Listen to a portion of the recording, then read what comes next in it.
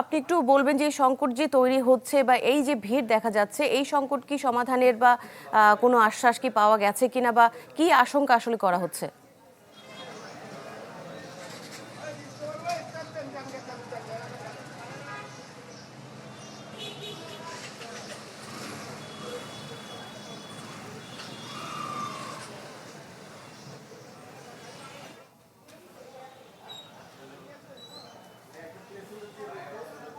যেমনটি আপনি বলছিলেন যে সংকটের যেই আশ্বাস, সেই আশ্বাস কিন্তু গতদিন যিনি হচ্ছে যে প্রতিমন্ত্রী রয়েছে, জ্বালানির প্রতিমন্ত্রী, তিনি কিন্তু বলেছেন যে কোনো ধরনের মন্ত্রী সহ প্রতিমন্ত্রী বলেছেন যে কোনো ধরনের গুজবে যাতে কান না দেওয়া হয় এবং সর্বোচ্চ মজুদ রয়েছে এবং তেলের সর্বোচ্চ মজুদ রয়েছে। এবং আমরা এখন পরিবাগ যে এলাকাটিতে আছে এবং এখানের যে ফিলিং স্টেশন, এখানে গতদিনের যেমনটি অবস্থা ছিল সেই একই অবস্থা এখানে রয়েছে।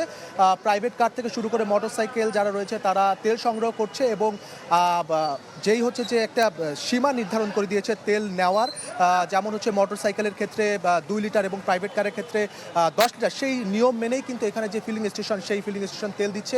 অনেকের সাথে আমরা কথা বলেছি, তারা বলেছে যে এই 2 লিটার তেলে তাদের প্রতিদিনকার হয় না, তাছাড়া দূরপাল্লার ক্ষেত্রে তারা যদি যেতে চায় সেটাও কিন্তু তাদের পর্যাপ্ত পরিমাণে হচ্ছে না।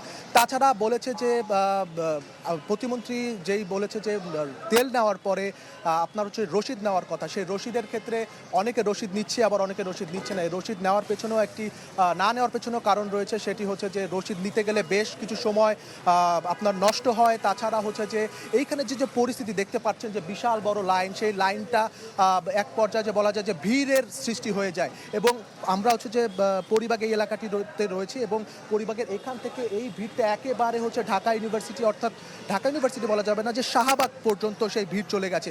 তো বলা যায় যে পরিবাগ থেকে যে এখন পর্যন্ত বেশ খানিকটা ভিড় রয়েছে এবং যেই আইন দিয়ে দেওয়া হয়েছে, তেলের যেই সীমা দিয়ে দেওয়া আছে, সেই সীমা অনুযায়ী কিন্তু সবাই তেল সংগ্রহ করছেন, সাথে কিছু ক্ষেত্রে রসিদও কিন্তু নিচ্ছেন।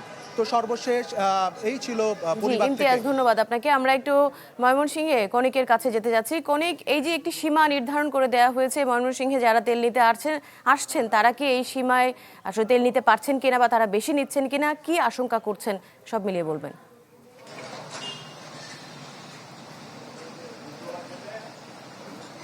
অপটিক্যাল ব্রাইটেনার, কালার গার্ড এবং ডার্ট লক সমৃদ্ধ অ্যাডভান্স ফর্মুলায় এলো নতুন রে ডিটারজেন্ট পাউডার।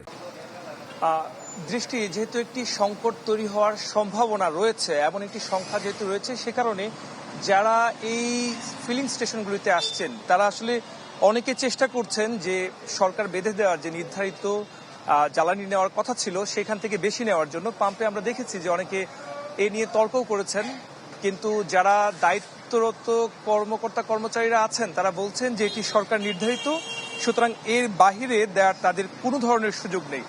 অনেক মোটরসাইকেল চালক আমরা দেখেছি যে বিরক্তি প্রকাশ করেছেন, তারা বলছেন যে অনেক দূর থেকে এসেছেন এবং তারা 1000-1500 টাকা পর্যন্ত তারা তেল ভরে থাকেন। সেই জায়গায় আজকে মাত্র 2 লিটার তেল দেওয়া হচ্ছে, সেই জায়গায় তারা বলছেন যে এটি তাদের জন্য খুবই দুঃখজনক একটি ঘটনা, এমনটি তারা বলছেন। আবার অনেক জায়গায় পাম্পে গিয়ে তারা ফিরে আসতে হচ্ছে, এমন একটি কথা তারা জানিয়েছেন।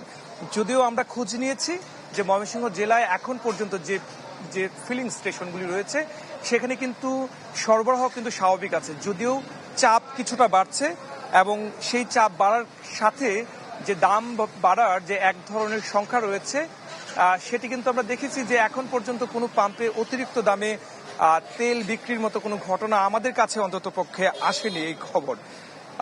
তবে নির্ধারিত যে জ্বালানি দেওয়ার কথা সেখানে মোটরসাইকেলকে 2 লিটার করে দেওয়া হচ্ছে এবং প্রাইভেট কার যেগুলি রয়েছে সেগুলিকে 10 লিটার দেওয়া হচ্ছে। জিপ বা মাইক্রো সেটি 20 থেকে 25 লিটার দেওয়া হচ্ছে। তো বলা চলে যে এখন পর্যন্ত কিছু চাপ বাড়ছে। তো যারা আছেন তারা বলছেন যে নিশ্চয়ই এই সংকটটি অনেকটাই স্বাভাবিক হয়ে যাবে এবং এই সংকটটি কেটে যাবে, এমনটি তারা প্রত্যাশা করছেন এবং সরকার যেন নিরবিচ্ছিন্নভাবে এই জ্বালানি সরবরাহ ফিলিং স্টেশনগুলিতে যেন অব্যাহত রাখে, তার জন্য যে ধরনের ব্যবস্থা নেওয়া দরকার সেই ব্যবস্থা যেন তারা নেয়, সেইটি তারা প্রত্যাশা করেছেন। দৃষ্টি। জি, সুলতান মাহমুদ কনিক, আপনাকে অনেক ধন্যবাদ আমাদের সাথে যুক্ত হওয়ার জন্য।